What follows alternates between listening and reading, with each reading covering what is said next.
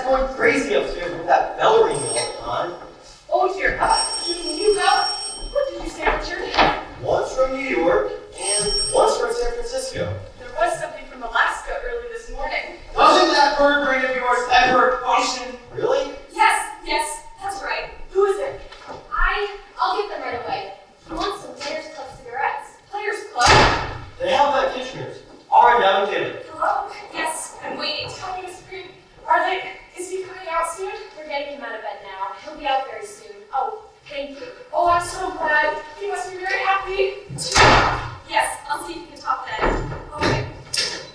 You'll never guess who that was. Mr. H.G. Wells from London! Ah! H.G. Wells on our telephone?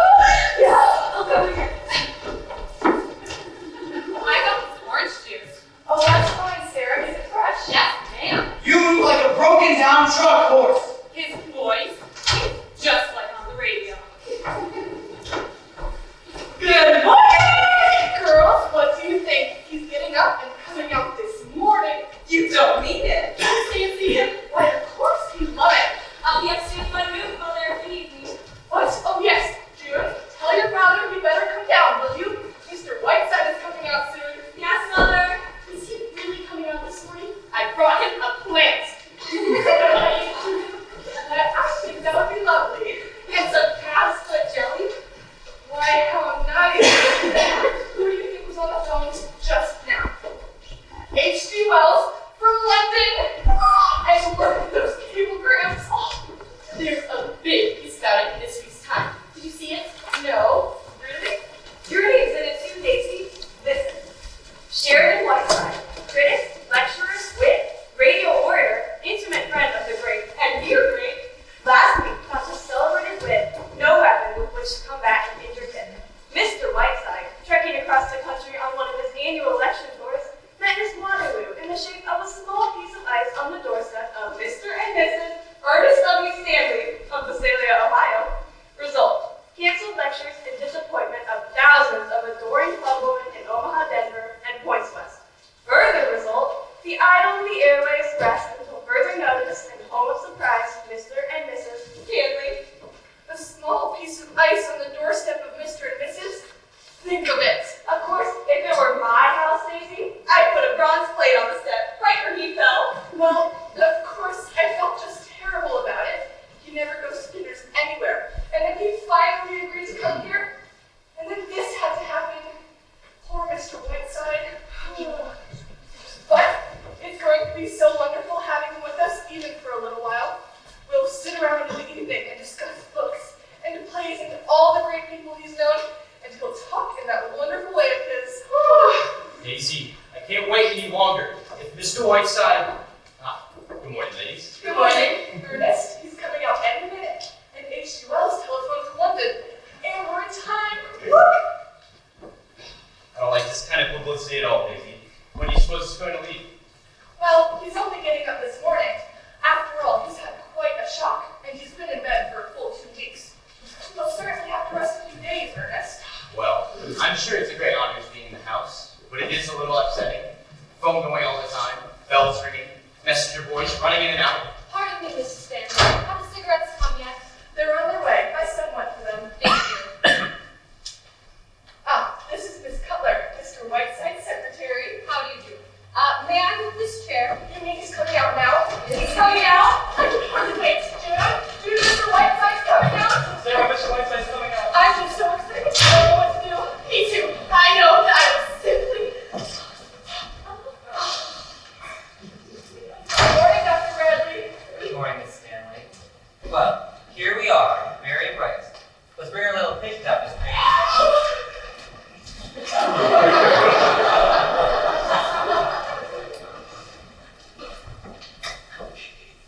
I may vomit. Good morning, Mr. Whiteside. I'm Mrs. Ernest Stanley, and this is Mr. Stanley. How do you do, Mr. Whiteside? I hope they're your better. Thank you. I'm suing you for $150,000. How's that? What? I said, I'm suing you for $150,000. You mean because you fell on our steps, Mr. Whiteside? Samuel J. Leibowitz will explain it to you in court. Who are those two harpies standing over there like the kiss of death? Oh dear, my cat!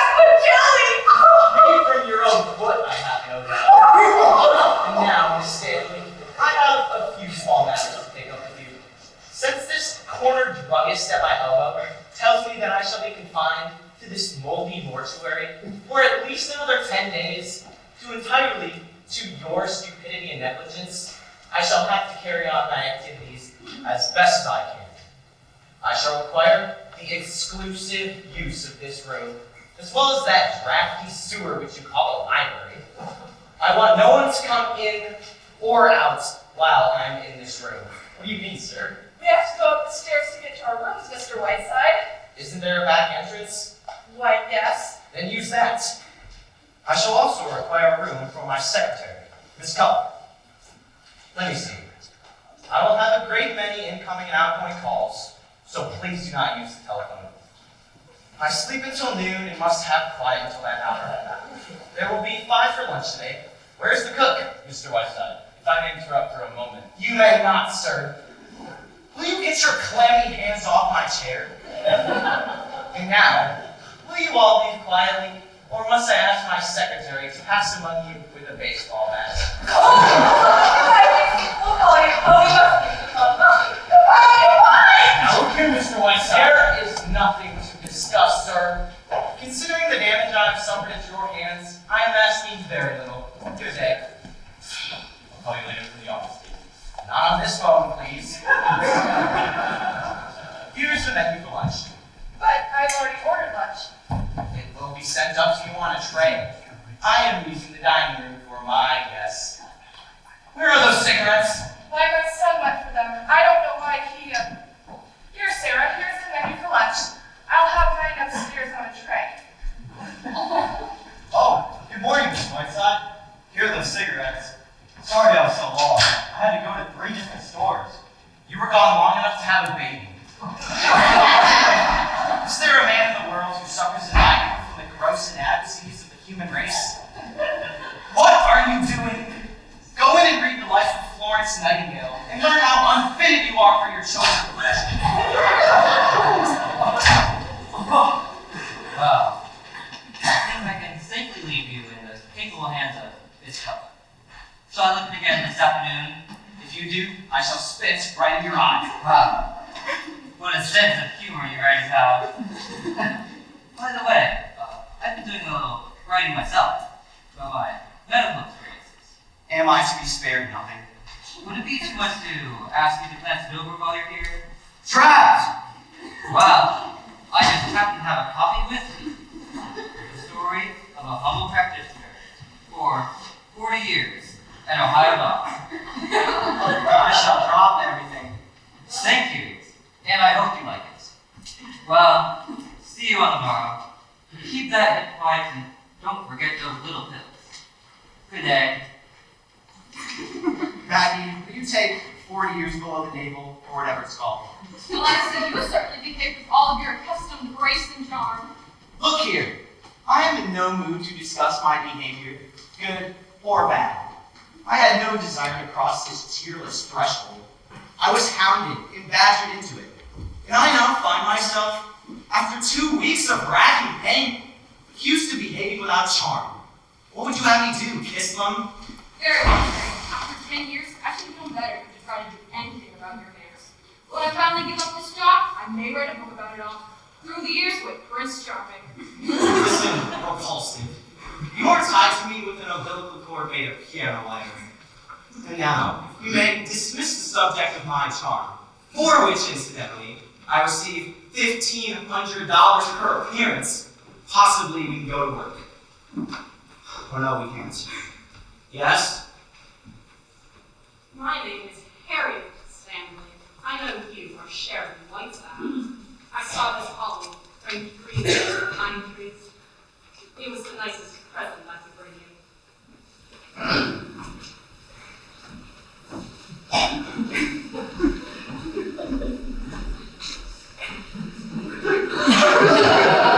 What was that? That was Mr. Stanley's sister, Carrie. I've talked with her a few times. She's quite strange. Strange. She's right out of the Hound of the Baskervilles. You know, I've seen that face before somewhere. Nonsense, you couldn't have. Oh well, let's get down to work.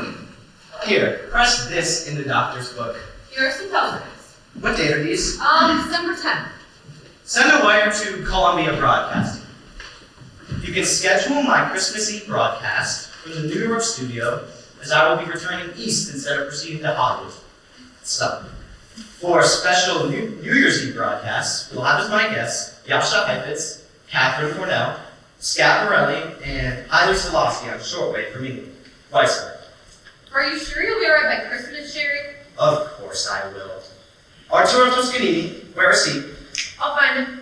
Counting on you, January 4th, Metropolitan Opera House, my annual benefit home for paroled convicts. As you know, this is a very worthy cause and one close to my heart. Will you have quiet supper with me and Ethel Barrymore afterwards? Whiteside. If that's for Miss Stanley, tell them she's too drunk to talk. Hello? Hollywood. If it's Goldwyn, hang up. Hello, Banjo! Banjo, give me that! Banjo, you old so-and-so, how are you, darling? Come on, give me the phone! Shut up, Sherry.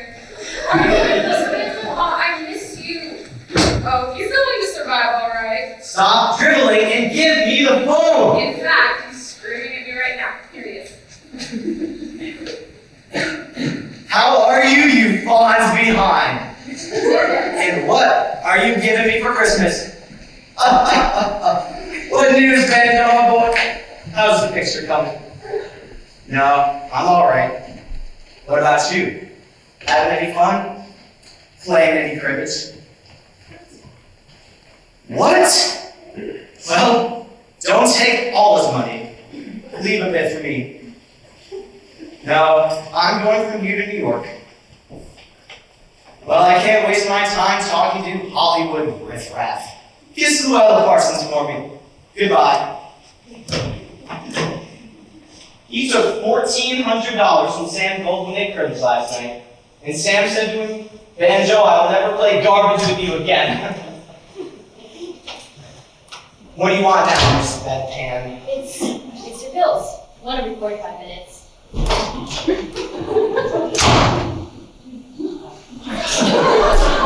Now, where were we? Here's a telegram from that dear friend of yours, Lorraine Sheldon. Let me see it. Sherry, my poor sweet lamb, have been in Scotland on a shooting party with Lord and Lady Cunard, and have only now just heard of your poor sweet Pip. And down here in search with Lord Bodley, sailing Wednesday on the Normandy, and cannot wait to see my poor sweet Sherry. Your blossom girl, Lorraine. In the words of the master, I may vomit. Don't be bitter just because Lorraine is more beautiful than you are. Lorraine Sheldon is a very fair example of that small but vicious circle you move in. Let me see the rest of them. Lorraine Sheldon, Lord Bodley, my own family. Ah, it's from Beverly Carlton. Dear baby's breath, what is this I hear about your hip being fractured in some brawl? Does this mean our Hollywood Christmas party is off? Finish the new play in Pago Pago, and it's superb. Myself and a ukulele leave Honolulu tomorrow in that order. You know, he just traveled, doesn't he? It would be nice if the world went around Beverly Carlton for a change. Hollywood next week. Why couldn't he stop over on his way to New York? Send him a cable. Beverly Carlton, Royal Hawaiian Hotel, Honolulu. If these people intend on having their friends using the front door. What do you want them to do, Sherry? Use a rope ladder? Oh, good morning, Mr. Jefferson. Good morning, John. There's nobody home. The Stanleys have been arrested for counterfeiting. Go away. Good morning, Mr. Whiteside. I'm Jefferson, the Stanley Journal. Get rid of him. I'm sorry, Mr. Whiteside is seeing no one. Really? So will you please excuse us? Good day. Mr. Whiteside seems to be sitting up and taking notice. I'm afraid he's not taking notice of the Mastalia Journal. Do you mind? You know, if I am going to be insulted, I'd like it to be by Mr. Whiteside himself. I never did like carbon copies. Touche, if I ever heard one. And in Mastalia too, Maggie dear. Will you please leave? How about an interview, Mr. Whiteside? I never give them. Go away. Now, Mr. Whiteside, if I don't get this interview, I lose my job. That would be quite all right with me. You don't mean that, Mr. Whiteside. You're a newspaper man yourself. You know what editors are like. Well, mine's the toughest one that ever lived. You won't get around me that way. If you don't like him, get off the paper. Yes, but I happen to think it's a good paper. William Allen White could have gotten out before you, but he didn't. You have the effrontery, in my presence, to compare yourself with William Allen White. Only in the sense that White stayed in important. and I want to stay here and say what I want to say. Such as what?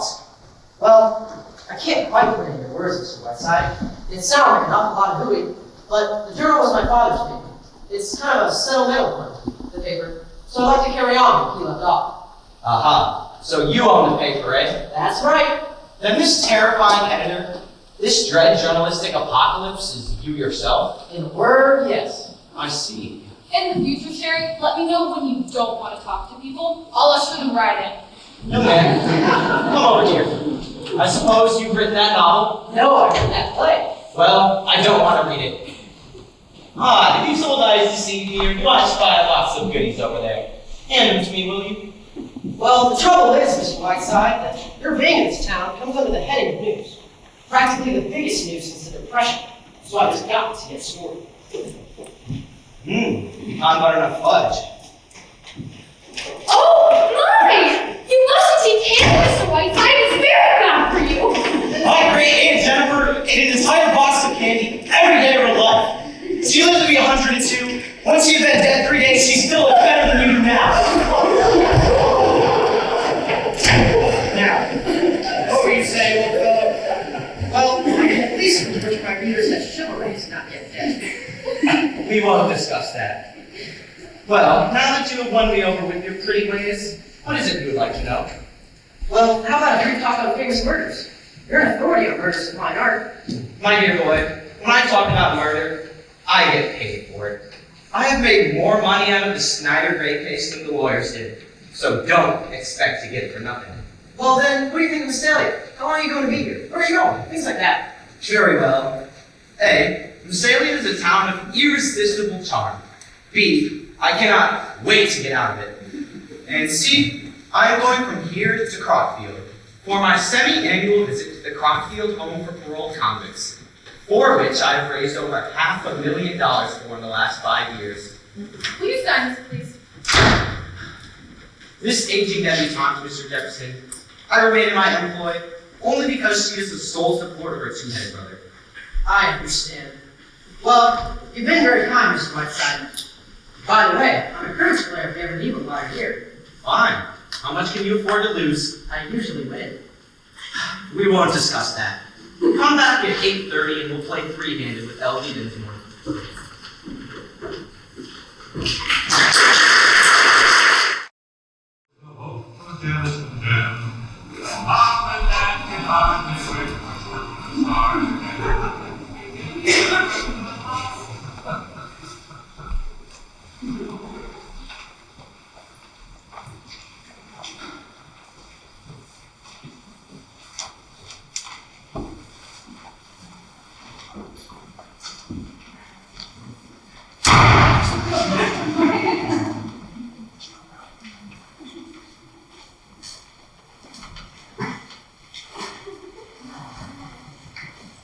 I was dreaming of Lily and Russell, and I awake to find you.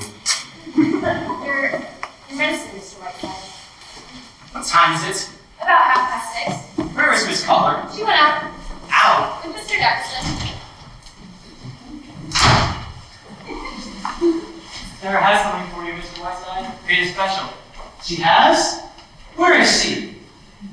My souffle queen. Here I am, Mr. Whiteside. Let me taste the new goodie. Poetry!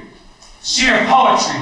I put a touch of acid in the dough. Do you like it? Ambrosia. And I got your terrapin Maryland for dinner. I have known but 3 great cooks in my lifetime.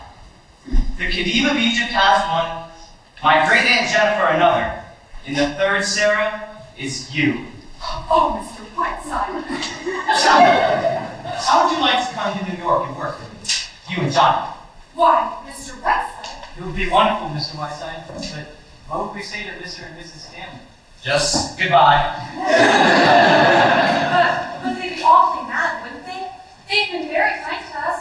Well, if they ever come to New York, we can have them for dinner, as long as I'm out of town. Now, run along and think this over. This is our little secret. Miss Green! Miss Green! Yes, sir? Yes, sir? What time did your mother go out? Oh, a couple hours ago. Mr. Jefferson called for her? Yes, sir.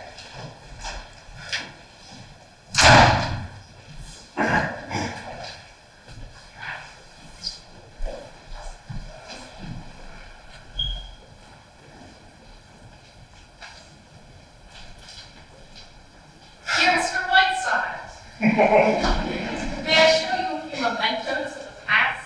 I somehow feel that you would love them as I do. Why, certainly. Miss Stanley, haven't we met somewhere before? Oh no, I would have remembered. It would have been one of my cherished memories. But look, here I am with my first sweetheart. I was 8 and he was 10. What happy times we had. What a simple time it was. But I tell you I'm going to. There's someone coming. I'll come back. Be quiet, Dick. Mr. Whiteside, I want to talk to you. I don't care whether you're busy or not. I said all that I'm going to stand. Indeed. This is the last straw. I just received a bill from the telephone company for $784. Oklahoma City, Calcutta, Hollywood, Australia, Rome, New York, New York, New York, New York. Now, I realize, Mr. Whiteside, that you are a distinguished man of letters. Yes, of course we both do. Please. But in the past week, we've been not able to call ourselves our own. We've not had a meal in the dining room just once. I have to tiptoe out of the house in the mornings. Have you quite finished? No, I have not. I go down to the cellar this morning. I trip over that octopus that William Beebe sent me. I tell you, I won't stand it, Mr. Whiteside. I want you to leave this house as soon as you can and go to a hotel. Stop pawing and taking. That's all I've got to say, Mr. Whiteside. And quite enough, I should think. May I remind you, Mr. Stanley, that I am not a willing guest in this house. I am informed by my doctor that I should remain quiet for another 10 days. This is outrageous! Outrageous! There is only one point you made in which I see some slight justice. I do not expect you to pay for my telephone calls. I shall see to it that restitution is made. Can you please provide me with the exact amount? I certainly can, and I certainly will. Thank you. I shall instruct my lawyers to deduct it from the $150,000 which I'm suing you for. And I'll beg you not to trip over that octopus, which is very sensitive. You must get excited whenever Mr. Whiteside is a guest here.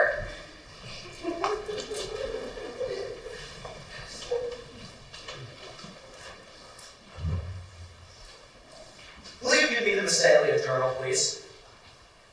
Hello? Journal? Tell me, is Mr. Jefferson there? When do you expect him back? No message. Come here, you two. Come on. I'm not going to bite. Now look here. I am by nature a gracious and charming person. I have been observing you two for the past week, and you seem to me to be extremely likable young people. I am afraid that when we first met, I was definitely unpleasant for you. For that, I am sorry.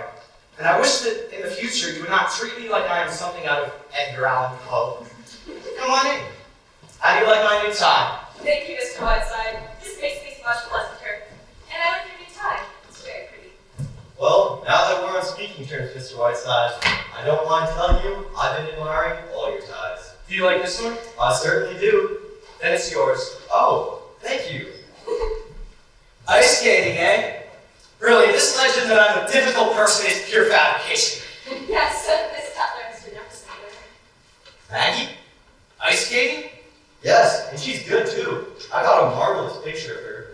Were they still there when you left? I think so. Yes, they were. Mr. Whiteside, mind if I get a picture of you? I'd love to have one. Very well. Do you want my profile? I'm afraid you're done for, Mr. Whiteside. My brother is a human being. Thank you, Mr. Whiteside. I got a great one. Hello there. Good evening, Sheridan.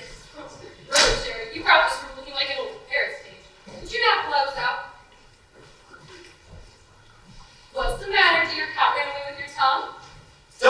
you with those great cow eyes?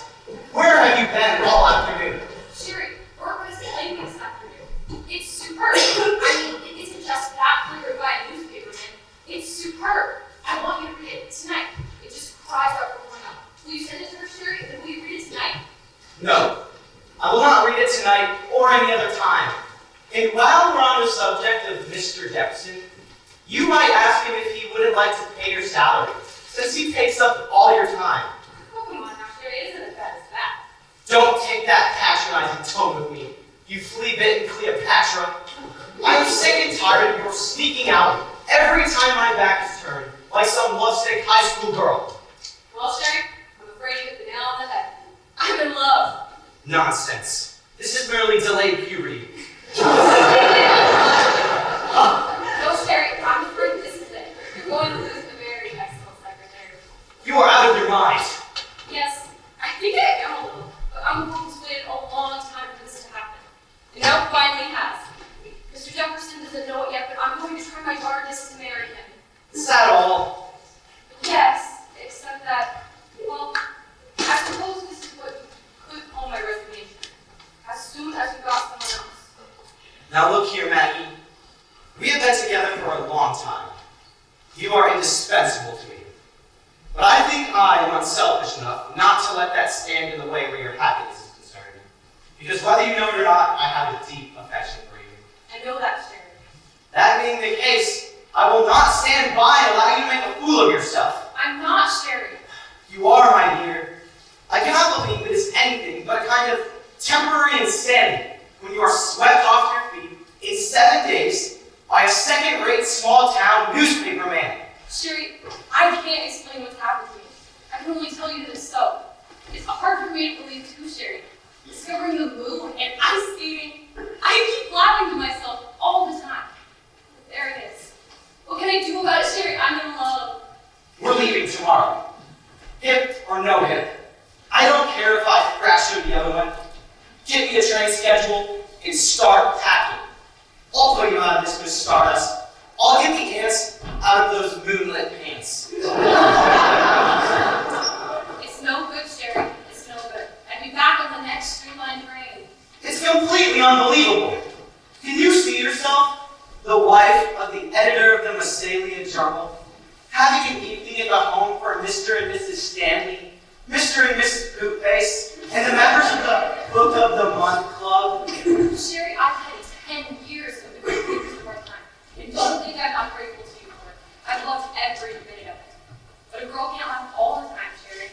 There comes a time when she wants Bert Jefferson. You don't know Bert, Sherry. He's gentle and he's unassuming and well, I love him. That's all. I see. Well, I remain completely unconvinced. You are drugging yourself into this Joan Crawford fantasy. And before you become completely anesthetized, I shall do everything in my power to bring you to your senses. Now you listen to me, Whiteside. I know you. Lay off. I know what a devil you can be. I've seen you do it to other people, but don't you dare do it to me. Don't drag yourself into the idea that all you're thinking of is my happiness. You're thinking of yourself a little bit too. And all those months of breaking in somebody new. I'm going to marry Bert if he'll have me. And don't you dare try any of your tricks. I'm not to every one of them. So lay off.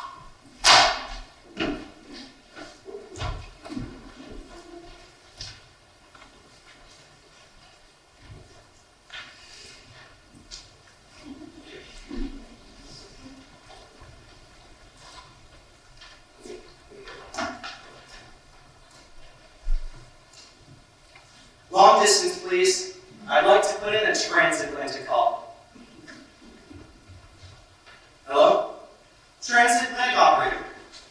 I'd like to speak to Miss Lorraine Sheldon. S-H-E-L-D-O-N. She's on the Normandy. It sailed from Southampton the day before yesterday. Will it take long? Thank you. The name is Whiteside.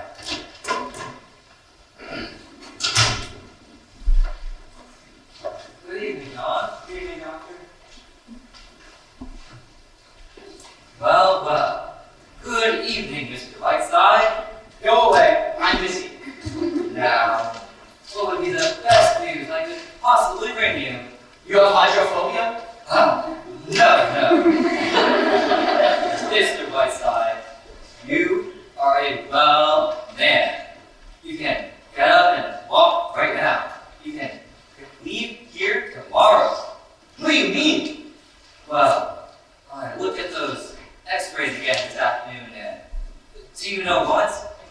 I had been looking at the wrong x-rays. This is Moffat's x-rays. You are perfectly and absolutely well. Lower your voice, will you? Why? What's the matter? Aren't you pleased? Delighted, naturally. This is a very unexpected bit of news, and it comes at a very unexpected moment. Doctor, I have some good news for you too. I've been reading your book 40 years. What is it? No, I am not.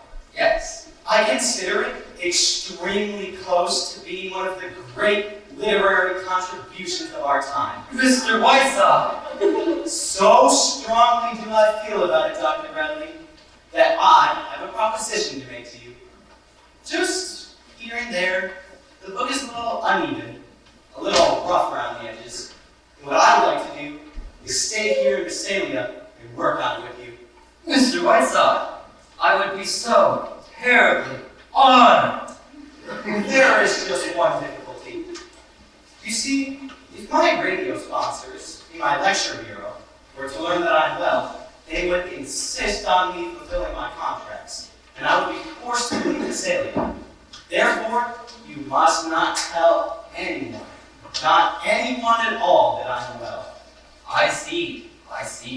Not even Miss Cutler. Do you understand? No, I won't. Not a soul. Not even my own wife. That's fine. Mr. Whiteside, when do we start work? Tonight? I've got just one patient that's dying, and then I'll be perfectly free. Tomorrow morning. Excuse me, doctor. This is a private call. Hello? Tomorrow morning. Tomorrow morning it is. Thank you, Mr. Whiteside. You made me very proud. Yes, very proud. Yes, this is Whiteside speaking. Put them through. Hello? Is this my Boston girl? How are you, my lovely? No, I'm all right.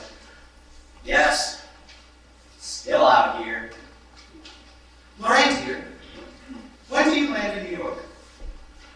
Tuesday. That's fine. Now listen closely, my pet. I've great news for you. I've discovered a wonderful play with an enchanting part in it for you. Now wait, let me tell you. The author is a young newspaper man here in town. Of course he wants Cornell, but if you jump on a train and get out here, I think you could swing it, if you play your cards just right. No, he's young and very attractive. And just your dish, my dear. It just takes a little doing, and I think you're the girl that can do it. And look, don't send me any messages. Just get on a train and arrive. Oh no, don't thank me. Goodbye, my blossom.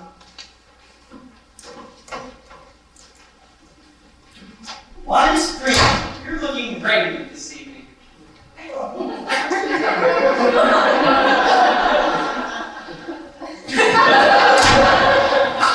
Sherry, I'm sorry for what I said earlier. I'm afraid I was a little text. That's all right, Maggie dear. We all lose our tempers now and then. I promised to go out to dinner and see a movie after, but we'll come back here and play cricket with you instead. That's fine. See you soon, Sherry dear. Goodbye. Goodbye.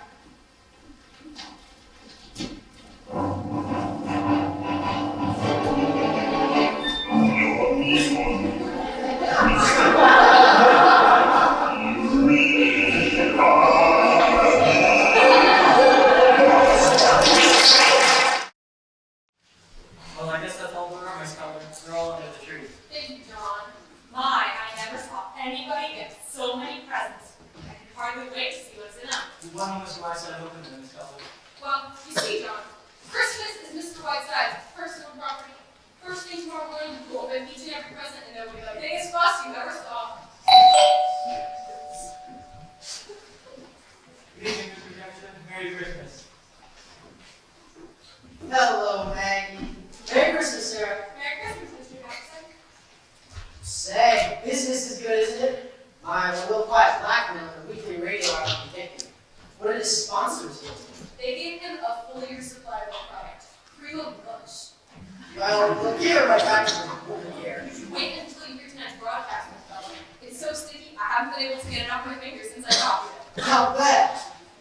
Look, under the influence of God knows what, I have just bought you a Christmas present. Why, Mr. Jefferson, sir? Only, I'd like you to see it before I throw away my hard-earned money.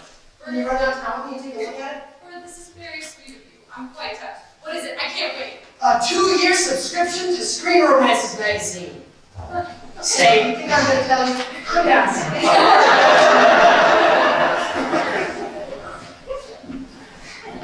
Sherry, I'm going out for a few minutes. I won't be long. No all the well, Mr. W. How about some cribbage after your broadcast tonight? No, I will not play cribbage with you, Klondike Harry. Where are you off to now, Madame Butterfly? I'm being given a Christmas present. Anything you want done downtown? Yes, bring baby a lollipop. And what are you giving me for Christmas, Jefferson? I have enriched your feeble life beyond your capacity to repay me. Yes, that's what I figured. So I'm not giving you anything. I see. Well, I was giving you my old trust, but now I shan't. Maggie, what time is radio incoming? About 6:30. I'll be here. You've got to cut, Sherry. You're about 4 minutes over. By the way, there's a wire in there from Beverly Carlton. He doesn't know what train he can get out of Chicago, but he'll be here sometime this evening. Good. Is he staying overnight? No, he has to get right out again. He's sailing Friday on the weekend.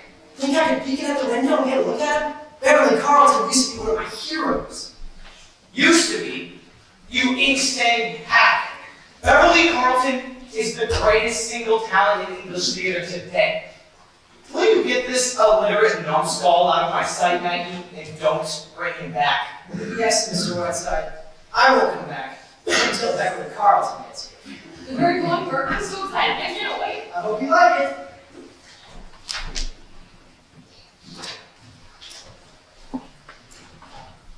Will you give me the mansion house, please? No, I don't know the number. Hello? Mansion house? Tell me, has a Miss Lorraine Sheldon arrived yet? She hasn't, eh?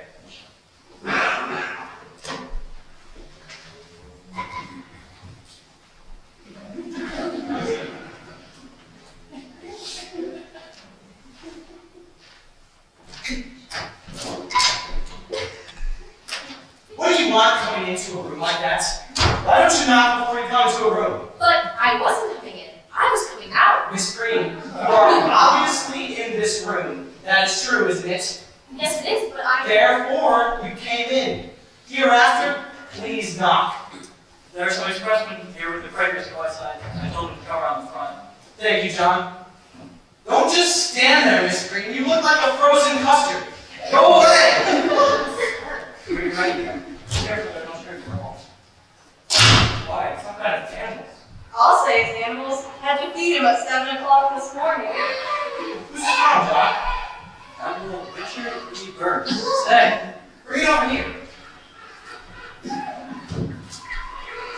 Why? They're penguins. 2, 3, 4 penguins. Hello, my pretties. Directions for feeding are right on top. 2 of those slots are loose. to be fed only whale blubber, eels, and cracked lobster. They got Coca-Cola this morning and liked it. Hello. You know, these make the most entrancing companions. I want these put in the library with me right away, John. Take them in. Yes, sir. Better tell Sarah to order a couple dozen lobsters. Yes, sir. I don't suppose there's any whale blubber in this town. Good evening. Oh, yes, there is.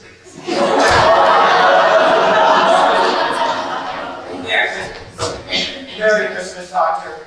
Do you happen to know if eels are in season? How's that? Never mind, I was a fool to ask you. I opened those two slots for them, Mr. Whiteside. They seem so crowded in there. Thank you, John. Mr. Whiteside. Goodbye, Doctor. I'm sorry you had to drop in at this moment. I have to do my yogi exercises. But, Mr. Whiteside, it's been a week now. My book, you know. When are we going to start work on my book? Good evening, Dr. Bradley.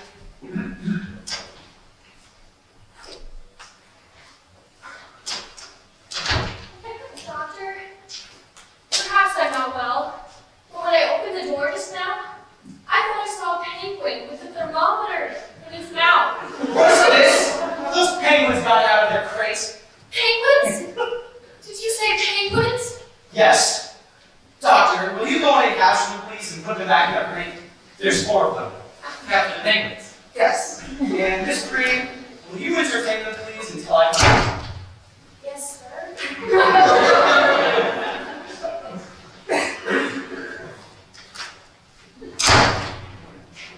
Hello, Mr. Whiteside. Hello, Dickie, my boy. Well, Dickie, would you like a candid camera shot of my left nostril this evening? I'm all stocked up on those. Have you got a minute to look at some new ones I'm placing? I certainly have.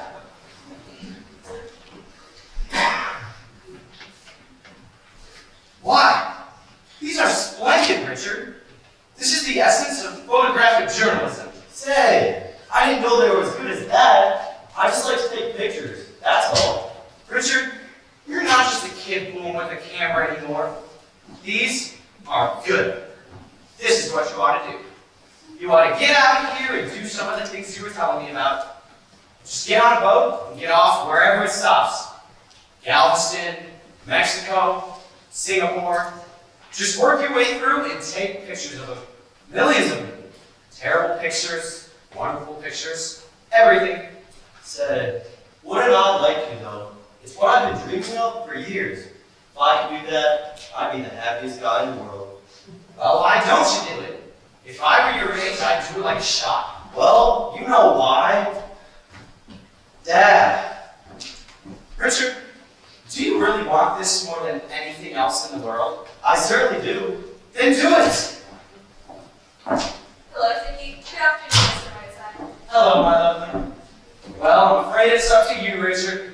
I guess it is. Well, thank you, Mr. Whiteside. You've been splendid, and I'll never forget it. Right on, Richard. June, are you coming upstairs? Yes, in a minute.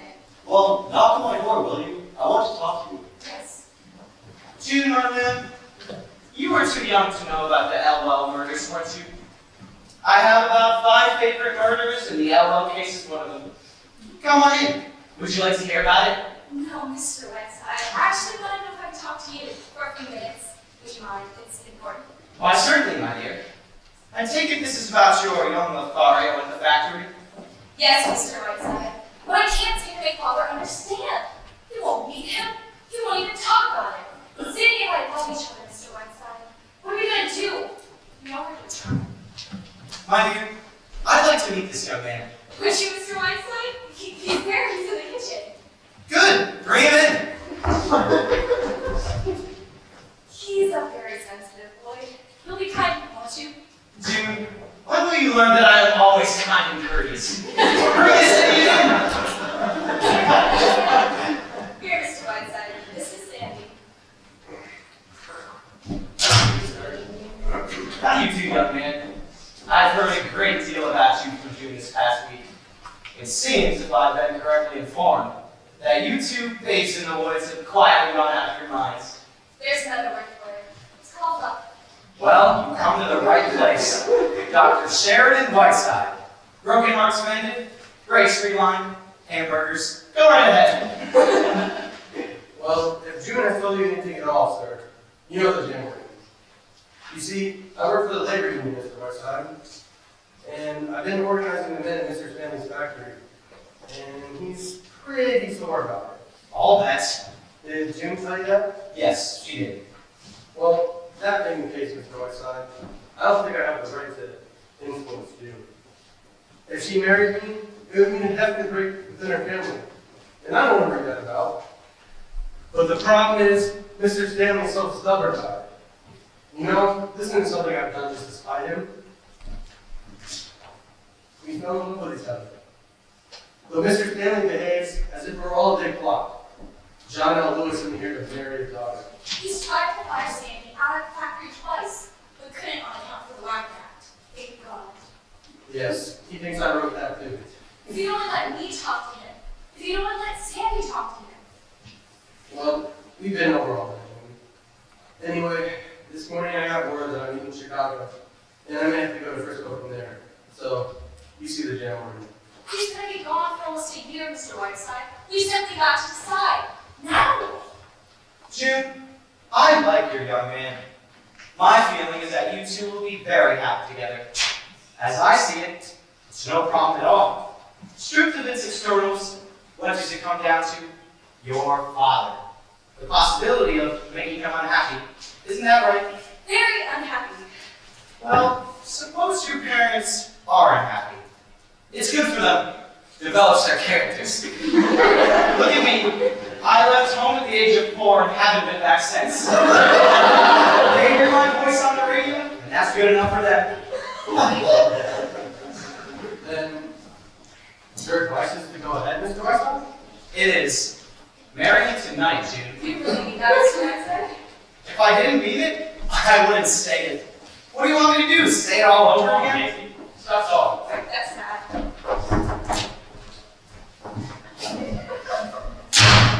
Forgive us for just asking, Mr. Whiteside. Not at all, fellow. Not at all. It's Christmas, you know. Yes. Merry Christmas.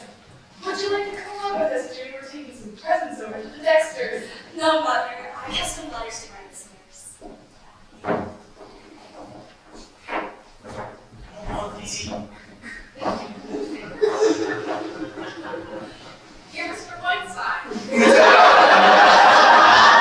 I'm all day to see you, to give you this. Why, Miss Stanley, a Christmas gift for me? It's only a trifle, but I wanted you to have it. It's a picture of me, as I used to be. It was taken on another Christmas Eve, many years ago. Don't open it until the stroke of midnight. Will you? Merry Christmas, dear Mr. Whiteside. Miss Stanley, thank you. This is Stanley residence, isn't it? Yes, it is. I'm come to see Mr. Whiteside. Will you tell him that Miss Lorraine Sheldon is here? Lorraine? My blossom girl! Sherry, my sweet! Darling, look at that poor, sweet torture face.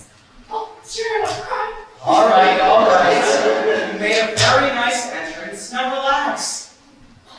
Darling, I've been so worried, and now to see you in that chair. This chair fits my fanny as nothing else ever has. I feel better than I have in years, and my only concern is news of the outside world. So take off that skunk and tell me everything. How are you, my dear? Oh, darling, I'm so relieved. Oh, do I look a wreck? I just dashed through New York.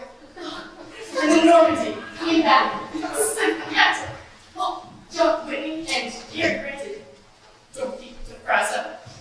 It was too exhausting. Oh, and of course London for that. So magnificent, my dear. Oh, I simply never go to bed at all. Sherry, I have so much to tell you, I don't know where to start. What about that splendid bit of English mutton, Lord Bottomley?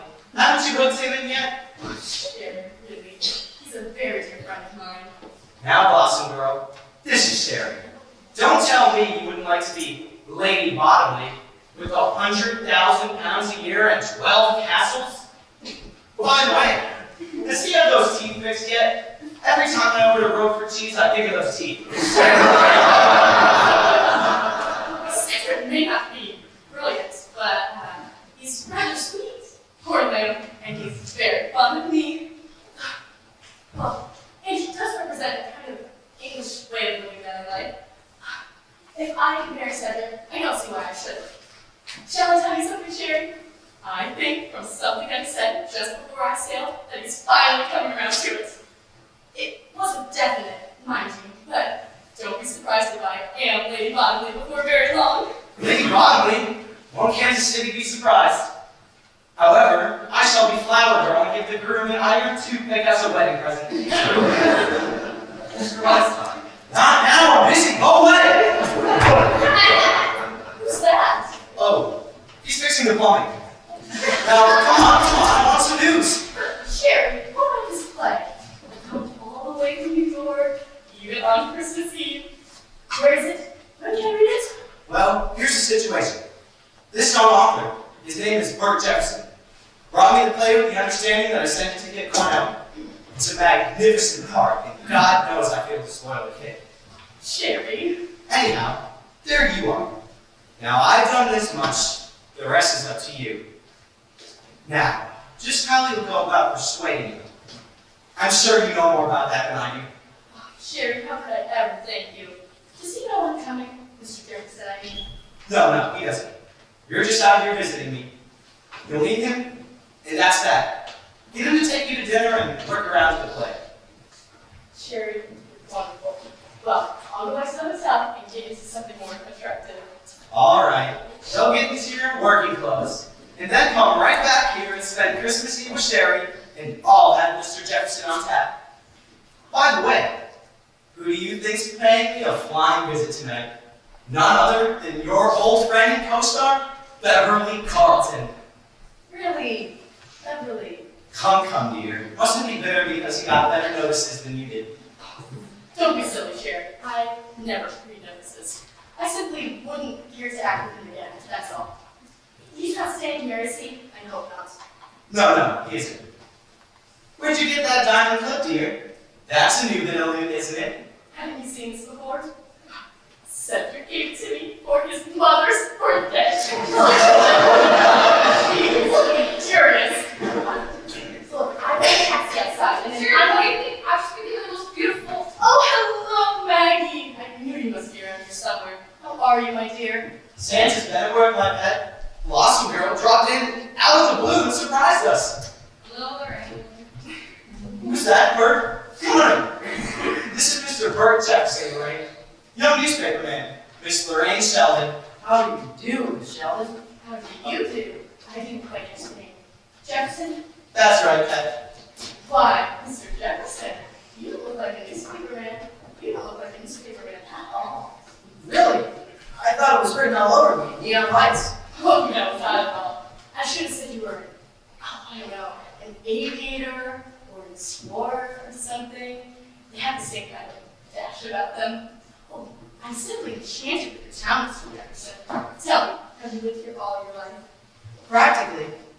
If you wish to hear the story of his life, Lorraine, kindly do so on your own time. Maggie and I have work to do. He's the world's rudest man, isn't he? I'm going down to the mansion house, I think it's called. Could I drop you? Thank you, but I've got my car. Suppose I drop you? Oh, would you have me? Lovely. We'll send a taxi up. See you in a little while, Sherry. Bye now. Bye. I'm invited back for dinner, am I not? Yes, you are. At Christmas, I always feed the needy. Now, will you stop losing power? Get out! Come on, Jefferson. I want to know more about this charming little town. And I want to know more about you, too.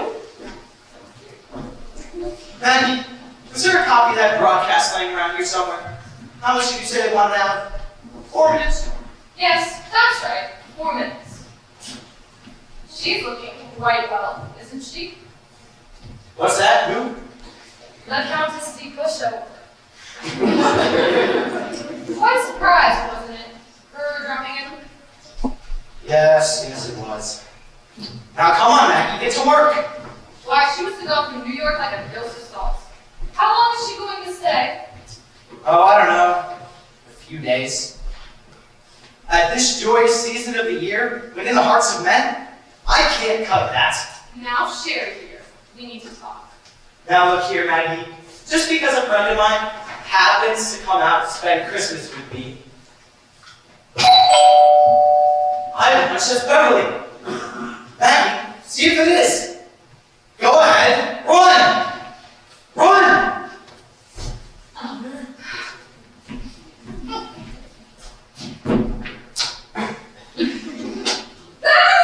Kiss for my magpie.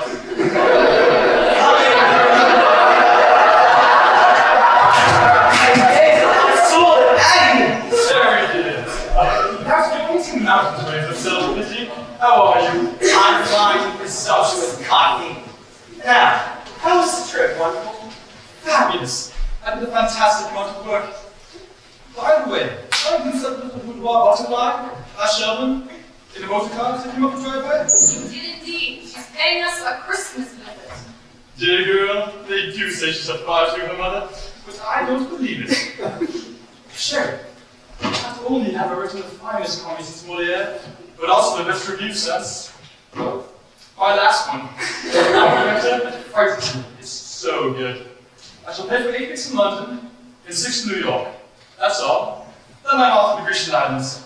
You want to take Lorraine with you to the Grecian Islands, would you, Beverly? Just for me? What's the matter, Magpie? Is Lorraine being from sweet, sick-making self? Now.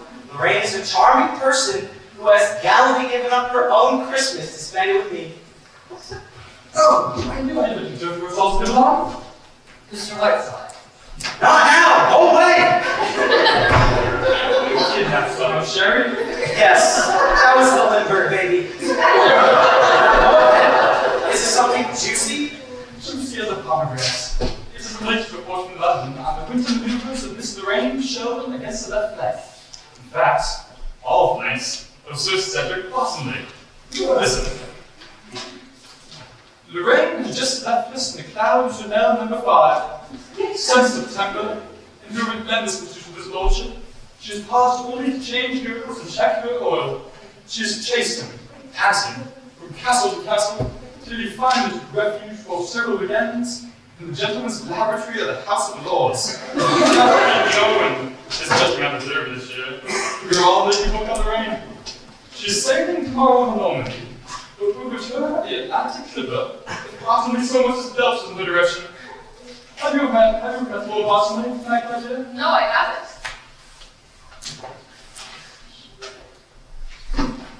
Not very stupid bastard. He's got 6 partridges, 4 grouse, the Duke of Sullivan. My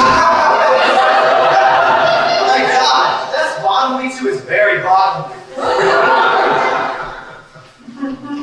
Really debated in the house today. Basil spoke for 3 hours. Dropped dead in limits. Ribbon.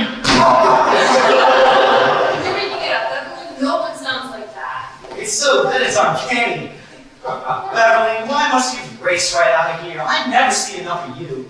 Sherry, I can only tell you my love for you is so great that I changed trains from Chicago to spend 10 minutes with you and wish you a Merry Christmas. Merry Christmas, my lad. Miles and Magpie. Oh, Beverly. Get rid of them.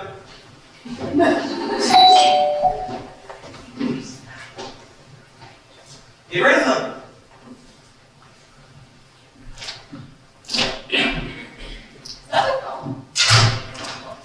Hello? Oh, hello, Bert. Oh, well, just a minute.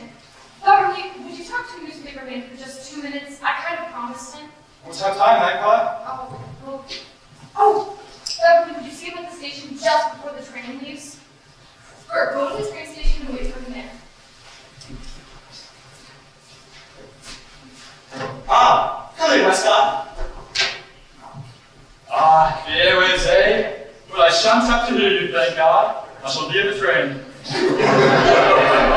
Miss Westcott, will you go into that room? And John, can you show them where to plug in?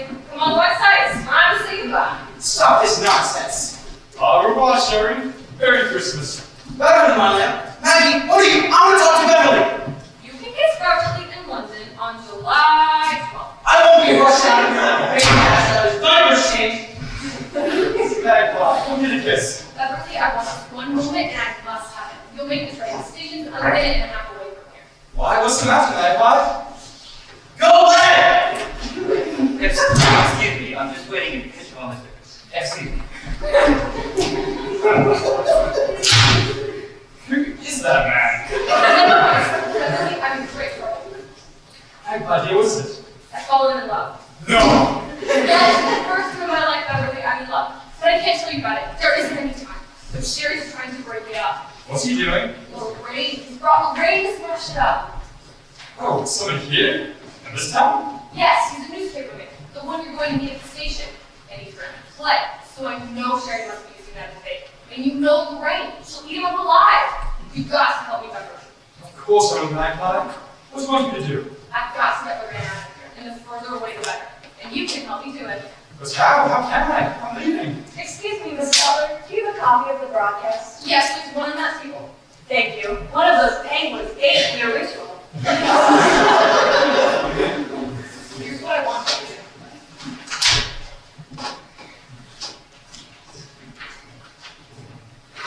I love it! I absolutely love it! I shall do the brown. Darling, you're wonderful. The first baby will be named Beverly. Of course I am. Come just to look for your honeymoon, and I'll put you up. Goodbye, my lovely.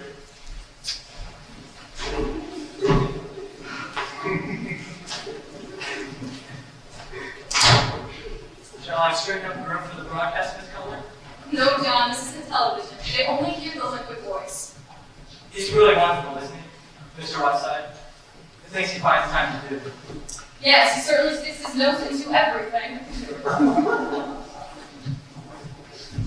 Why, Miss June? No, John. Mr. Whiteside sitting there? Yes, he's getting ready to go on the radio. Well, would you? Never mind.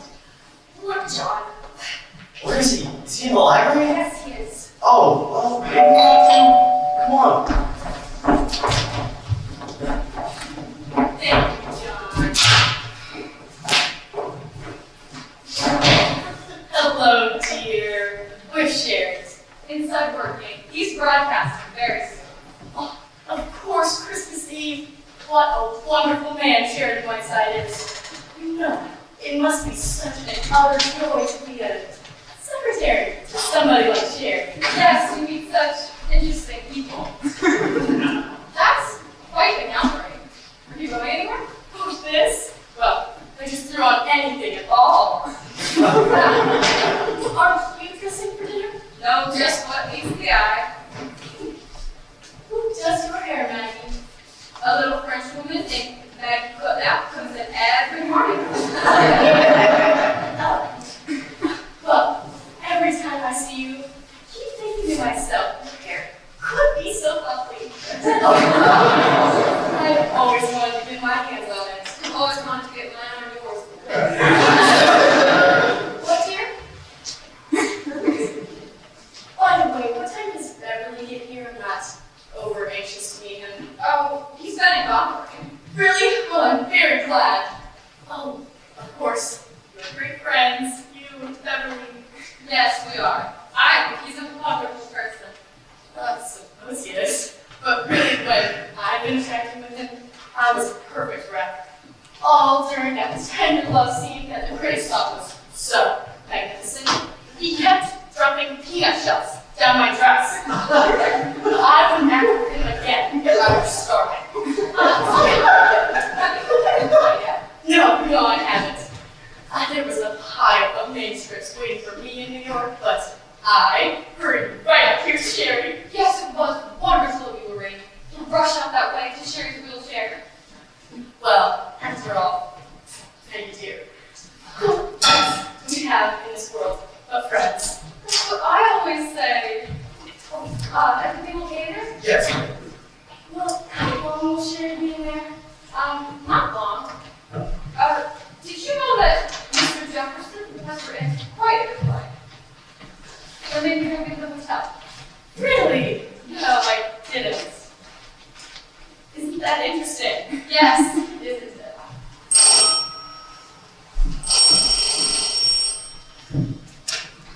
Hello? Yes. Yes. Miss Lorraine Sheldon. Yes, she's here. There's a transcript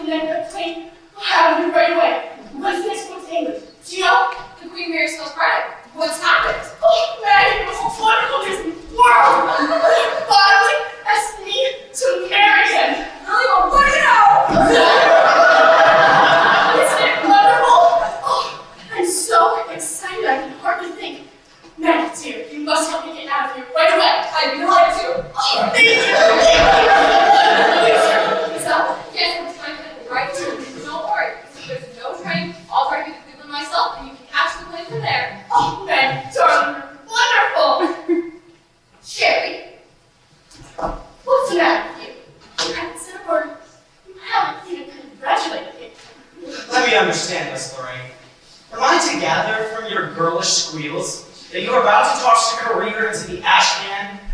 Oh, not at all. Of course, I may not be able to play this season, Sherry, but there will be other seasons. I see. Everything goes into the ash can with it. Sherry, you couldn't expect me Don't explain to me, Lorraine.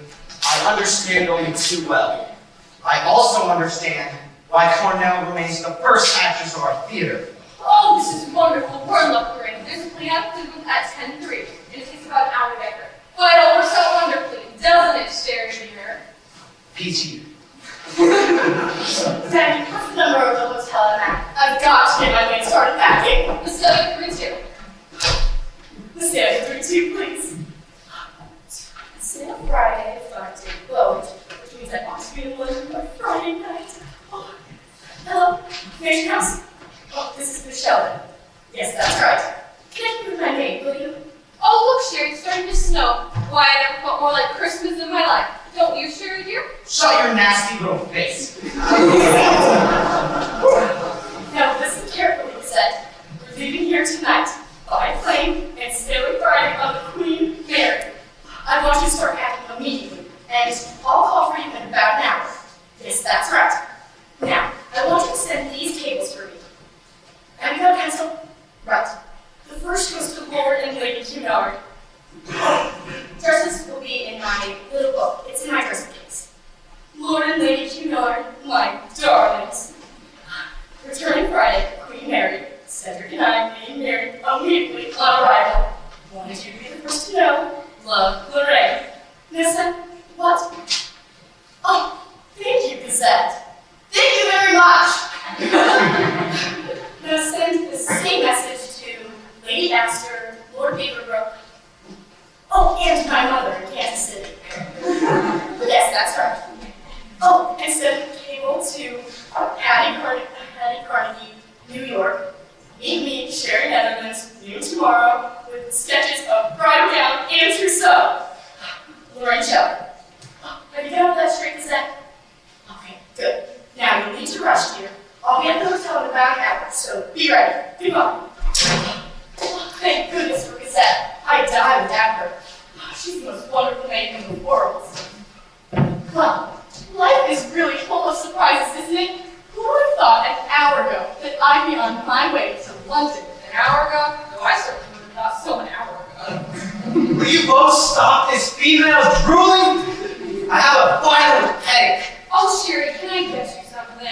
Look here, Sherry. I'm sorry if I offended you, but after all, my life is my own. Hello, everybody. Say, you know it's snowing out? We're gonna have ourselves a real old-fashioned Christmas. Why don't you telephone your scoop over to the New York Times? Bert, Michelle doesn't play the catch in Cleveland. They would drive over there, you and I. Why, certainly. Sorry you have to go to Sheldon. No bad news, I hope. Oh, on the contrary, very good news. Wonderful news. Yes, very good news indeed. Calls for a drink, I think. You're not being a very good host, Sherry. How about a bottle of champagne? Oh, I can do better than that. Let me mix you up a Jefferson special. Okay, Mr. Whiteside? Yes. Mix anything. Only stop dribbling. Has anybody admired my Christmas present yet, Maggie? Oh dear, I forgot. Look, everybody, from Mr. Jefferson to me. Let me see it. What's inscribed to? Oh, to Maggie. Long may she wave. Bert. Oh, it's a lovely Christmas gift, Maggie. Isn't it sweet, Sherry? See, Bert, I took so you was beautiful. Well, it shows you can get when you save your coupons. What's going on between you two? Maggie, are you hiding something from us? Great God! Will this dribble ever stop? My head is bursting. A Jefferson special will cure anything. Oh, and by the way, I got a 2-minute interview with Beverly Carlton at the station. You were right, Mr. Whiteside. He is quite something. Bert, why don't you go and mix those drinks? I was lucky to even get 2 minutes. He was on a telephone with wasn't he? Bert, let's go mix those drinks. I'm excited. I'm full of face he was making up. Bert, for goodness sakes. Just a minute, if you please, Jefferson. Mr. Carlton was in a telephone booth at the station? Certainly was. Kept talking for about 5 minutes. I thought he'd never come out. Kurt, my boy, I have an idea. I shall love the Jefferson special. Mix me a double one, will you? My headache is gone with the wind. Okay.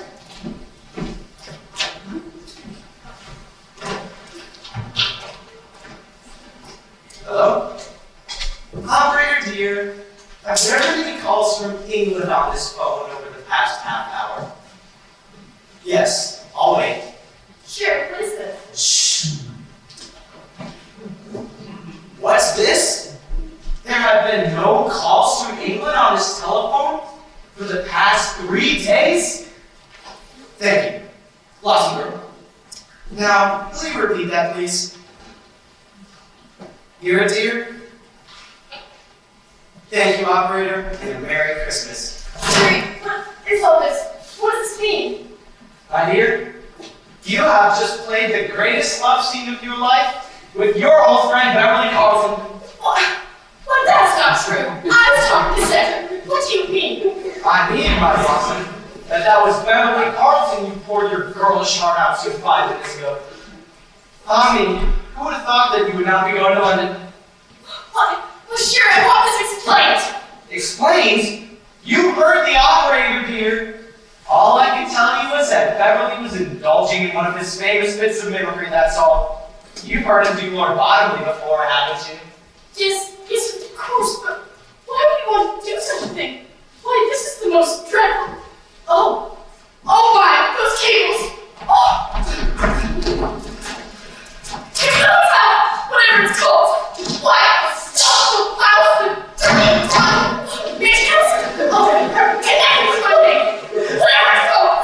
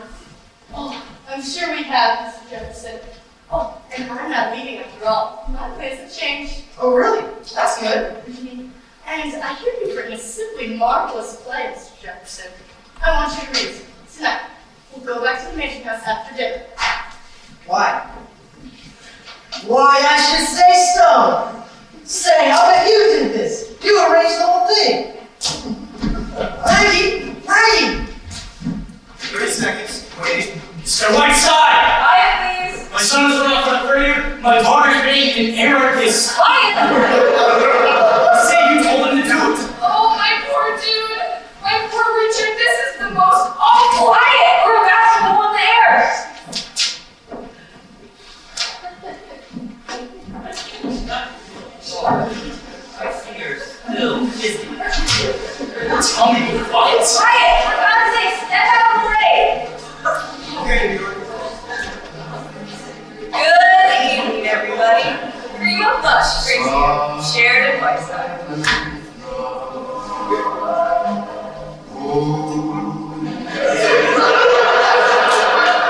This is Whiteside speaking.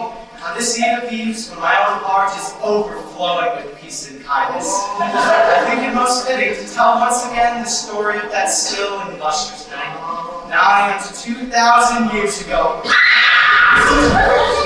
What is me? The first star of Bethlehem was glimpsed in a wonder sky. Miss Green! Miss Green! Yes, sir? Yes, sir? Where do you disappear to all the time, my lady Nausea? Mr. Whiteside, I can only be in one place at a time. That's very fortunate for this community. Good morning, Mr. Whiteside. Merry Christmas. Merry Christmas, John.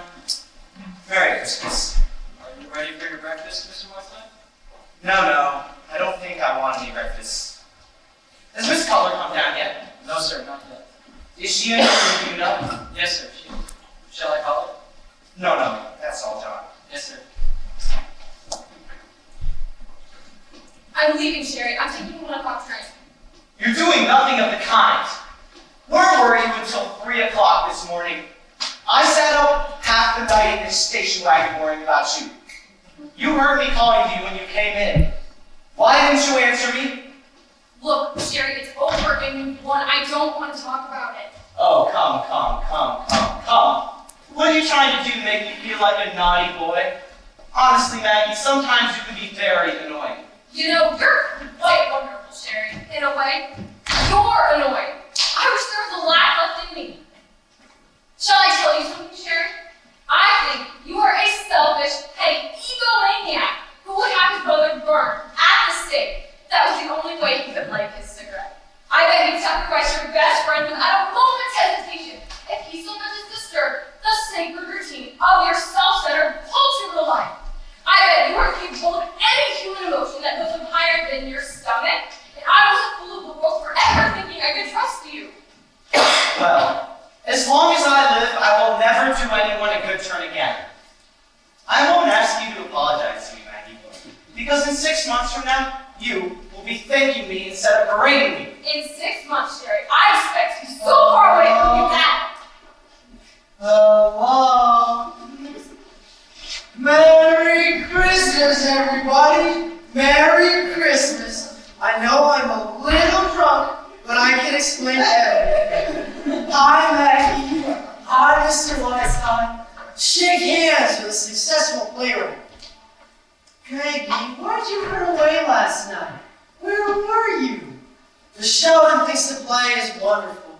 I read her the play, and she thinks it's wonderful. Isn't that wonderful? Yes, that's fine, Bert. Isn't that wonderful, Mr. Whiteside? Jefferson, I think you ought to go home, don't you? What? No! Biggest day of my life. I know I'm a little bit drunk, but this is a big day. We were sitting over at Billy's house all night. Never realized it was daylight until it was daylight. Listen, Maggie, the chef says the play just needs a little bit of work. Just do it in 3 weeks. She's gonna take me out to a little place she's got called Lake Placid. Isn't that wonderful? Boop. Why don't you say something, Maggie? Look, Bert, I suggest you tell us about this later. Excuse me. Merry Christmas, everyone. God bless us all in eternity! I thought that perhaps it came very early. You know what, Doc? I'm going up to Lake Placid for 3 weeks. You ever hear of Lorraine Sheldon, the famous actress? Well, we're going to Lake Placid for 3 weeks. Dr. Bradley, would you do me a little favor? I think Mr. Jefferson would like some black coffee and a little breakfast. Would you take care of him for me, please? Yes. Of course. On next. Dr. Bradley, I'm gonna buy breakfast for you. Biggest breakfast you ever had. Yes. Now look here, Maggie. I am willing to forgive your tawdry outburst and talk about this calmly. I love him so terribly. Oh, Sherry, why did you do this?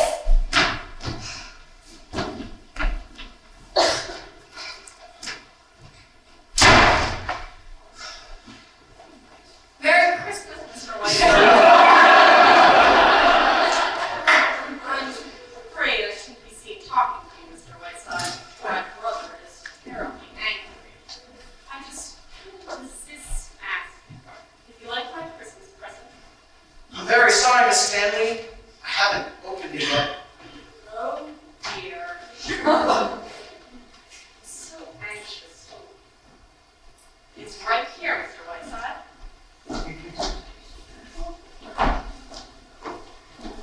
Won't you open it now? I appreciate your thinking of me, Miss Stanley. It's very, very thoughtful of you.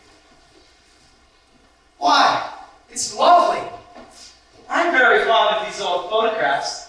Thank you very much. I was 22 when that was taken. That was my favorite dress. Do you really like it? I do indeed. When I get back to town, I shall send you a little gift. Will you? Thank you, Mr. Whiteside. I shall treasure it. Well, I shall be late for church. Goodbye. Goodbye, Miss Stanley.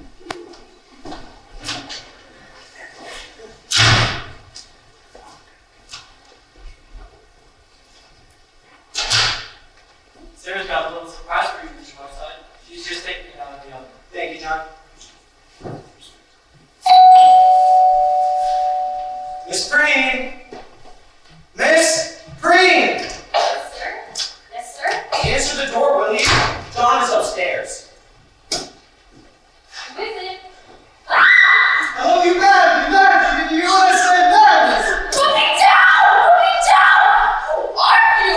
Put me down! I'll scream! Mr. Whiteside! Mr. Whiteside! Banjo, for God's sake, Banjo! Mr. Whiteside! Will you sign for this package, please? Banjo, put that money down! That is my nurse, you mental delinquent. Real Mr. Whiteside! Whiteside, I'm here to spend Christmas with you. Give me a kiss. Get away from me, you reform school fugitive. How did you get here anyway? Heroes and Gloomy is right here. Whiteside, we finished shooting the picture yesterday and I'm on my way to Nova Scotia. Flew here in 12 hours. Borrowed an airplane from Howard Hughes.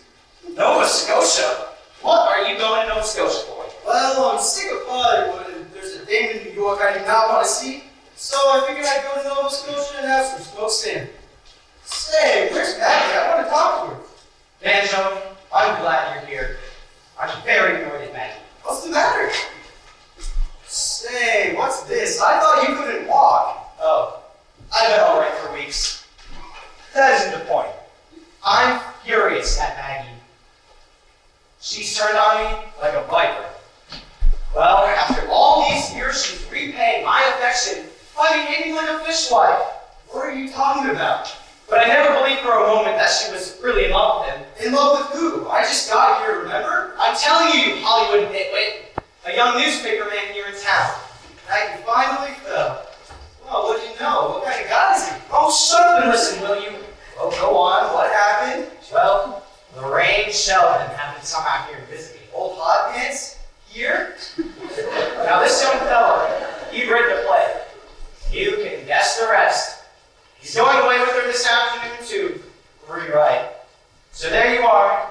Maggie's in there now, crying her eyes out. Gee, poor kid. Say, wait a minute. What do you mean Lorraine Sheldon happened to come out here? I smell a rat, Sherry. All right. But I did it for Maggie, because I thought it was the best thing for her. Oh, sure. You haven't thought of yourself in years. Am I going to talk to her? No. Leave we're alone. Is there any way I can help Sherry? Any way at all? Where's this guy live? This guy she likes. Can we get a hold of him? Now wait a minute, Banjo. We don't want any phony warrants or you pretending to be J. Edgar Hoover. I've been through all that with you before. I got Lorraine out here, and I've got to get her away. It's got to be good, Sherry. Lorraine's no dope. Say, I think I got it. Who's that fellow she's so crazy about over in England? What's his name again? Anthony or whatever it is? Bottomley, that's it, Bottomley. No, Banjo. No. Wait a minute, you don't get shot. You sent Lorraine a cablegram from Lord Bottomley. I catch on, Banjo. Lorraine fought on too. It's been tried. She doesn't know though. Lorraine's taking him away with her this afternoon. There must be some way out of this.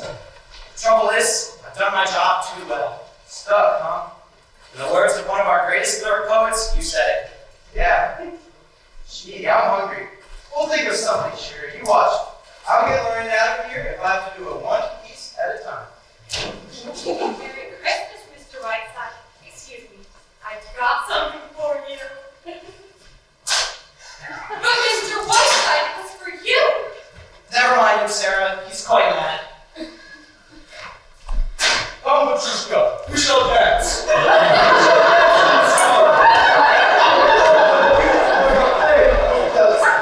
Whiteside!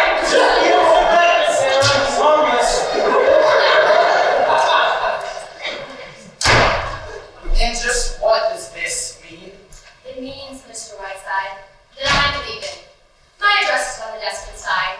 You can send me a check. You do realize, Miss Green, that this is completely unprofessional? I do indeed.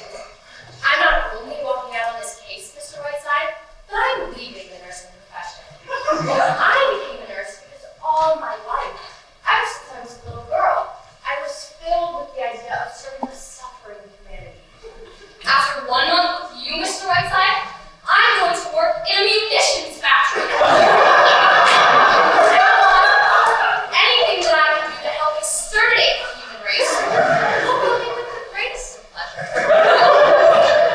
If Florence Nightingale had ever nursed you, Mr. Whiteside, she would have married down the river instead of founding the Red Cross. Good day.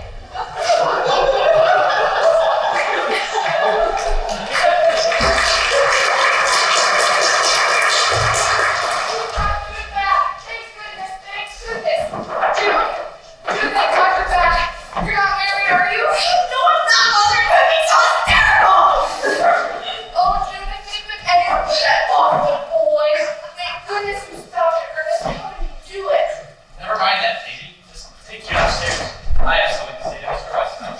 But what about Richard? Is there any news? It's already all of it gets over. Just take you upstairs. Father, I've had enough melodrama! I will be taking my room! I'll go to my room! Merry Christmas, Mr. Whiteside. It's on behalf of John L. Lewis! Come on, lock me in my room! Now, Jim, it feels so much better after you've had a hot bath.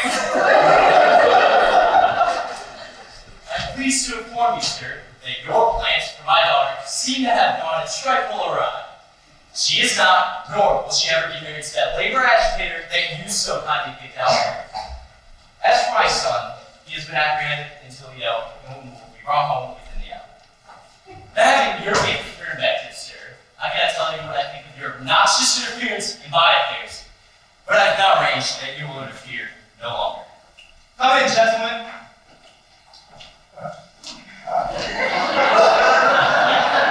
Mr. Whiteside, these gentlemen are deputy sheriffs. They have a warrant by which I'm enabled to put you out of this house. And I need hardly add that it will be the greatest moment of my life. Mr. Whiteside, I'm giving you 15 minutes in which to pack up and get out. If you're not gone in 15 minutes, Mr. Whiteside, these gentlemen will forcibly eject you. Thank you, gentlemen. Will you wait outside, please? 15 minutes, Mr. Whiteside. That means bag, baggage, wheelchair, penguins, and octopus. I'm now going upstairs to smash your radio, so that not even accidentally will I ever hear your voice again. Sure you don't want my autograph, old fellow? 15 minutes, Mr. Whiteside. Steak and she cooked. Well, Whiteside, I didn't get that either. Any news from the front? Yes. The enemy is at my rear and nibbling. Oh, where'd you say Maggie was? In there? It's no use. She's taking the 1 o'clock train out. No kidding. You mean she's really leaving? She is. That means you've only got till 1 o'clock to do something. Oh, Banjo, you have exactly 15 minutes. My host is sworn out a warrant. I am being kicked out. What? Never heard of such a thing. What would you do a thing like that for? Never mind that. The point is, I have only 15 minutes. Now, Banjo dear, the master is growing a little desperate. What about laying your cards on the table with Lorraine?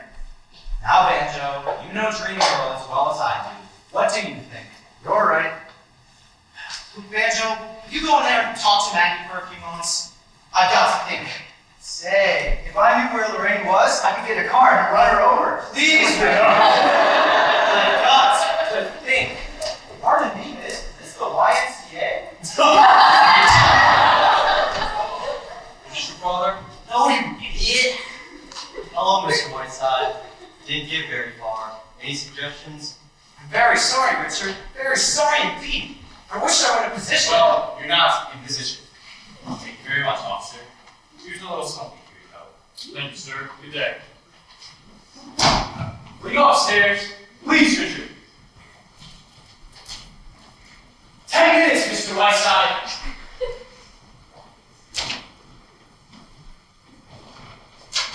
Watch some more juice, Mr. Whiteside. You want any other? Superb, John. Any cyanide in so much juice? Answer the door, John. It's probably some mustard gas from an old friend. You say that crazy fellow made a great deal with Sarah. He wants to give her a screen test. Good morning. Is this Whiteside up yet? Yes, he is, Michelle. He's right here. Merry Christmas, Sherry! I've come to have Christmas breakfast with you, my dear. May I? Of course, my sprite. John, a tray for Miss Sheldon. Better make it 1 minute eggs. Sherry, it's the most perfect Christmas morning. The snow is absolutely glistening. Too bad you can't get out. Oh, I'm sure I'll see a bit of it. I hear you're off for a late class, my blossom. Sherry, how'd you know? Is Bert here? No, he rolled in a little while ago. Worked rather fast, didn't you, dear? Oh, Sherry, I'm just simply swept off my feet by the play. It's fantastically good. It's the kind of part that only comes along once in 10 years. Oh, Sherry, I am so thankful to you. Really, sometimes I think you're the only friend I have in the world. What time did you say you were leaving you and Jefferson? Oh, I don't know. I think it's 4 o'clock. You know, quite apart from anything else, Sherry, Bert is really a very attractive man. Very attractive. It makes it a rather pleasant screening council with little Miss Mitchell. In fact, it's worked out beautifully. Sherry Lamb, I want to give you the most beautiful Christmas present you've ever had in your life. Now, what do you want? Anything. I'm so deliriously happy that... Bada bing, there you go. That sounds like Banjo. Is he here? Yes, he is. Just a family circle gathering at Christmas. My, how time flies when you're having fun. Why, hello, sweetie pants. How are you? Very well. Thank you. And you, Banjo? I'm fine. Anything in the wind, Whiteside? Not a glimmer. What time does the boat sail? 10 minutes. What boat is this? A good ship up the creek. I understood everything except the New Year's Eve broadcast. Wasn't there a schedule on that? Yes, it's on the table there at some place. Thank you. Well, New Year's Eve. Bert and I will hear that in Lake Placid. Oh, that's probably Bert now. I told him to meet me here.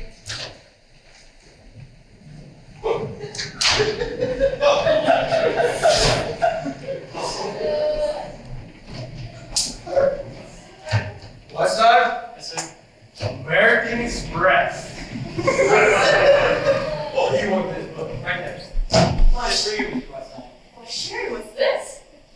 Dear God, if there was anything I needed right now, it was an Egyptian mummy. Merry Christmas from the Khedive of Egypt. What do you sent him Grant's tomb?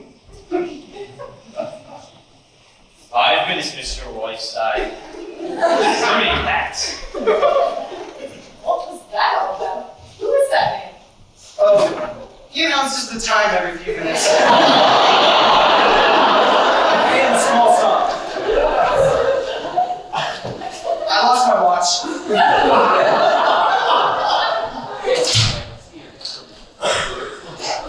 I read a new chapter on the nuptials.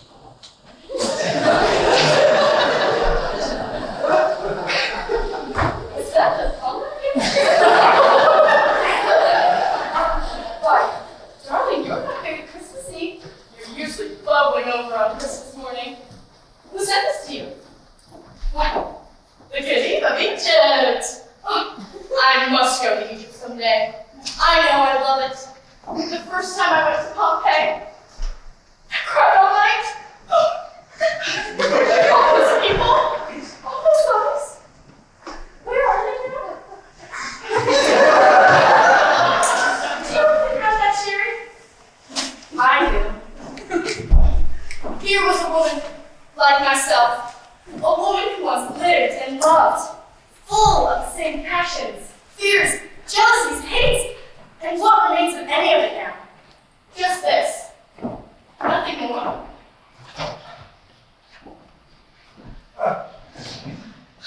The span of 4,000 years, a mere atom in the eternity of time. And here I am, another woman, living out her life. I want to cry.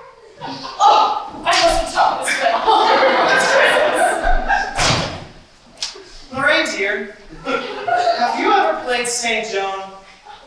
No, I haven't, Sherry. What makes you ask? There was something about your expression as you stood in that case. There was an absolute halo about you. Sherry, how sweet. It transcended any mortal expression I've ever seen. Step into it again, dear. Sherry, you're joshing me. My dear, I don't make light of such things. I was deeply moved. There was a strange beauty about you, pure Da Vinci. Do it again, dear. Well, I don't know exactly what it is I did, but oh, I feel too silly, Sherry. Lorraine, dear, at that moment you approached the epitome of your art. You should not be ashamed of it. You asked me a little while ago what I wanted as a Christmas present. All I want, Lorraine, is the memory of you in that mummy case. Why, you all choked up. Dust thou art, and dust.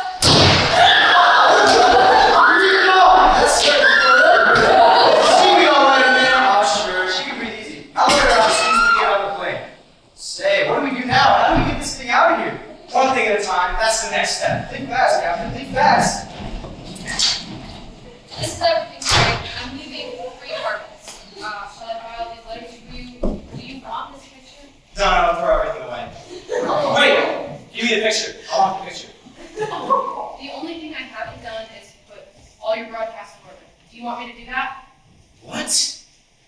Ah, yes, do right away. It's very important. I'll see you before I go.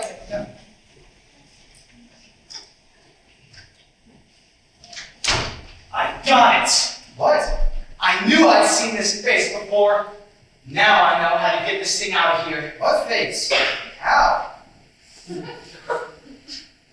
The time is up, Mr. Whiteside. 15 minutes. Ah, yes, Mr. Stanley. 15 minutes. But just one small favor before I go. I would like you to summon those 2 officers and ask them to help this gentleman down to the airport with that mummy case. Would you be good enough to do that for me, Mr. Stanley? I'll do nothing of the kind. Oh, I think you will, Mr. Stanley. Or shall I inform my radio audience on my next broadcast that your sister, Harriet Stanley, is none other than the famous Harriet Sedley, who murdered her father and mother with an axe 25 years ago in Gloucester, Massachusetts. Come, Mr. Stanley. It's a very small favor. Or would you rather have the good folk of Massalia repeating at your doorstep That once popular little jingle? Harriet Sedley took an axe and gave her mother 40 whacks, and when the job was nicely done, she gave her father 41. Remember, Mr. Stanley, I too am giving something up. It would make a heck of a broadcast. Mr. Whiteside, you're the worst person I've ever met. I think you're a little late in finding that out. Right this way, officers. Whiteside, you're a great man. Come on in, officers. Mr. Stanley would like you to help this gentleman down to the airport with that money case. He's sending it to a friend in Nova Scotia. Banjo, you're wonderful. Now I'm going to write a book about you. Don't bother, I can't read. Come on. Don't drop that case, boys. It contains an antique. It was indeed. A Christmas present for you. Sure, you won't drop the bait. Just send me a necktie sometime. My hat and coat, Maggie. I'm off for New York. Leaving, Sheridan? Don't argue with me, rat girl. Do as you're told. Yes, Mr. Whiteside.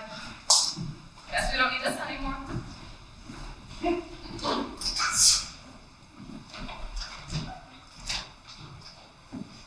Mr. Whiteside, I want to apologize. Stan! Don't get it thought. There's been a slight change of plans. Miss Sheldon is off on a world cruise. I'm taking your plane to Catherine Cornell. Miss Cutler will explain everything. Maggie. Thank you, Maggie, my darling. Mr. Whiteside, are you very busy? Yes, doctor. Very, very busy. If you ever come to New York, you can try to find me. Goodbye, mother. I love you very much. Sure, you're wonderful. Nonsense. Goodbye, Jefferson. You'll never know the trouble you've caused. Goodbye, Mr. Whiteside. Goodbye, Mr. Stanley. I would like to hear that in the future, your daughter has married her young man, and that your son has been permitted to follow his own bent. Or else. Merry Christmas, everybody.